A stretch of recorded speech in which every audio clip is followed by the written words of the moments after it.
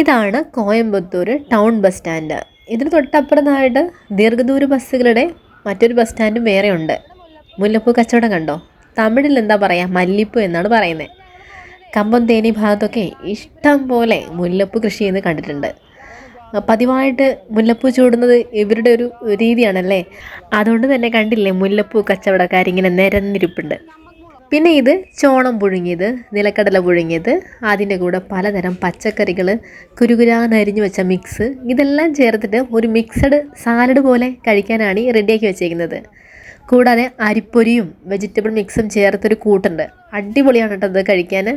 പക്ഷേ ഈ പരിസരം ആകെ തിരക്കാണ്, അപ്പോൾ അതുകൊണ്ട് നമ്മളിവിടെ കഴിക്കാനായിട്ട് നിന്നില്ല. തൊട്ടപ്പുറത്ത് 10 രൂപയ്ക്ക് എല്ലാ ജ്യൂസും കൊടുക്കുന്നത് കണ്ടു. വെയിലായതുകൊണ്ട് ഒരു മിക്സഡ് ജ്യൂസ് പരീക്ഷിക്കാമെന്ന് വെച്ചേ. അതും 10 രൂപയേ ഉള്ളൂ. ബദാം മിൽക്കിലേക്കാണ് ഈ പഴച്ചാറുകൾ അവർ ആഡ് ചെയ്യുന്നത്. 10 രൂപയ്ക്ക് ഈ പൊരി വെയിലത്ത് ഇത് ലാഭം തന്നെയാണ് കേട്ടോ കഴിച്ചപ്പോൾ. അതുകൊണ്ട് തന്നെ നല്ല തിരക്കാണ് ഇവിടെ. പപ്പായ, പൈനാപ്പിൾ, മാങ്ങ, മാതളം, പിന്നെന്താ അങ്ങനെയൊക്കെ ഒരുപാട് പഴങ്ങളുടെ മിക്സ് വെച്ചിട്ടാണ് പലതരം ജ്യൂസുകളാണ് ഇവിടെ 10 രൂപയ്ക്കായിട്ടാണ് കൊടുക്കുന്നത്.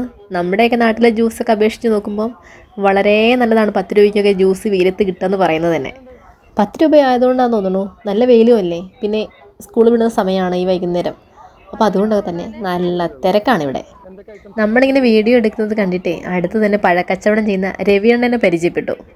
നല്ല സ്നേഹമുള്ള ആളുകളാണ് ഇവിടെ ഉള്ളവരൊക്കെ. എല്ലാവരും അങ്ങനെയല്ല, എന്നാലും മറ്റൊരു നാടല്ലേ, അപ്പോൾ അത് വെച്ച് നോക്കുമ്പോൾ നല്ല സ്നേഹമുള്ള ആളുകൾ തന്നെ. അപ്പുറത്ത് കമ്പംകൂള് കഴിക്കാനാണ് കേട്ടോ ഞങ്ങൾ ഈ തിരക്കിട്ട് പോകുന്നത്. കേൾക്കാൻ നല്ല രസമുള്ള പേരല്ലേ, കമ്പംകൂള്. കമ്പത്തിനെ ഇംഗ്ലീഷിൽ പേൾ മില്ലറ്റ് എന്നാണ് പറയുന്നത്.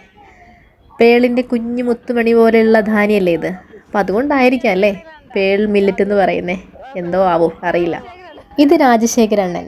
കമ്പംകൂളിൻ്റെ കച്ചവടമാണ് പുള്ളിക്ക്. കമ്പംകൂളിന് വേണ്ടി തയ്യാറാക്കി വെച്ചിരിക്കുന്ന ടച്ചിങ്സ് ആണ് ഇവിടെ ഈ നിരത്തി വെച്ചേക്കുന്നത്. കമ്പംകൂളിന് 25 രൂപയേ ഉള്ളൂ. ഈ ഇരിക്കുന്ന ടച്ചിങ്സ് എത്ര വേണമെങ്കിലും കഴിക്കാം. അതിൻ്റെ കൂടെ എത്ര കഴിച്ചാലും കമ്പംകൂളിന് 25 രൂപ മാത്രമേ മേടിക്കുന്നുള്ളൂ.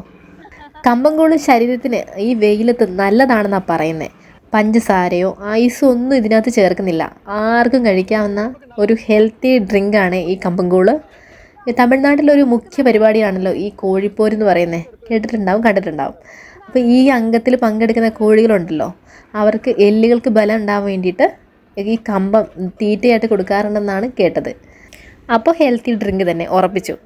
പിന്നെ നമുക്കൊക്കെ ത്വക്ക് രോഗങ്ങൾക്കും ഉഷ്ണസംബന്ധമായിട്ടുള്ള വിഷയങ്ങളൊക്കെ വരുമ്പോൾ ഈ കമ്പംകൂട് നല്ലതാണെന്നാണ് പറയുന്നത്. ഇനി ഞാൻ ഈ കമ്പംകൂട് കഴിച്ചു നോക്കിയിട്ടോ, പക്ഷേ എനിക്കത് കുടിക്കാൻ പറ്റണില്ല. പുളിയും ഉപ്പും അങ്ങനെ എന്തൊക്കെയോ ഒരു ടേസ്റ്റാണ് ഇതിന്. ബാക്കി എല്ലാവർക്കും ഇഷ്ടപ്പെടുമായിരിക്കും, പക്ഷേ എനിക്കെന്തോ അത് കഴിക്കാൻ പറ്റിയില്ല. അങ്ങനെ ഞാൻ ആ കമ്പംകൂട് കഴിച്ചില്ല എന്നുള്ളത് സത്യം. പക്ഷേ ടച്ചിങ്സ് അത് ഞാനെല്ലാം ഓരോ കൈ നോക്കി. മുളകിട്ട പൈനാപ്പിള്, മാങ്ങ, നെല്ലിക്ക, കപ്പ ഉടച്ചത്, നാരങ്ങ അച്ചാർ, വറുത്ത ചിപ്സുകൾ, മുളകുകൾ, അങ്ങനെയെല്ലാം ഈ നിരത്തി വെച്ചതൊക്കെ അങ്ങനെ എടുത്തെടുത്ത് കഴിക്കാം കേട്ടോ, എത്ര വേണമെങ്കിലും. ഈ കമ്പംകൂള് മലബന്ധത്തിന് നല്ലതാണത്രേ. എൻ്റെ അഭിപ്രായത്തിൽ ഈ നിരത്തി വെച്ച ടച്ചിങ്സ് എല്ലാം കൂടി വാരി തിന്നിട്ടേ വയറിന് നേരത്തെ തന്നെ പണി കിട്ടുന്നുള്ള കാര്യം ഉറപ്പാണ്. അപ്പോൾ അതുകൊണ്ട് ടച്ചിങ്സ് ഫ്രീ ആണെന്ന് കരുതി കുറച്ച് കഴിക്കുന്നതാണ് നല്ലത്. രാജശേഖരണ്ണനോട് യാത്ര പറഞ്ഞ് പിന്നെ നേരെ ബസ് സ്റ്റാൻഡിൻ്റെ പുറത്തേക്ക് ഇറങ്ങി. ഈ കാണുന്ന തിരക്ക് കണ്ടിട്ട് ഞങ്ങൾ അങ്ങോട്ട് നടന്നു. അവിടെ ചെന്ന് അന്വേഷിച്ചപ്പോഴാണ് അവിടെ ആടി സെയിൽ നടക്കുകയാണ് ഒരു ഷോപ്പിൽ. നമ്മുടെ നാട്ടിലെ കർക്കിടക കിഴിവ്. കോയമ്പത്തൂരിലെ പ്രധാന വാണിജ്യ കേന്ദ്രങ്ങളിലൊന്നാണ് ഈ ഗാന്ധിപുരം. അതുകൊണ്ട് തന്നെ നല്ല തിരക്കാണ് ഇവിടെ എപ്പോഴും. ഇവിടെ അടുത്ത് തന്നെയാണ് കോയമ്പത്തൂർ ജില്ലാ സെൻട്രൽ ജയിലും ഉള്ളത്. ഇതാണ് നേരത്തെ പറഞ്ഞ ദീർഘദൂര ബസ്സുകൾ സർവീസ് നടത്തുന്ന ബസ്സുകൾ വരുന്ന ബസ് സ്റ്റാൻഡ്. പിന്നെ അവിടെ നിന്ന് അധികം സമയം കളയാതെ നേരെ ഞങ്ങൾ കാർ പാർക്ക് ചെയ്ത സ്ഥലത്തേക്ക് നടന്നു.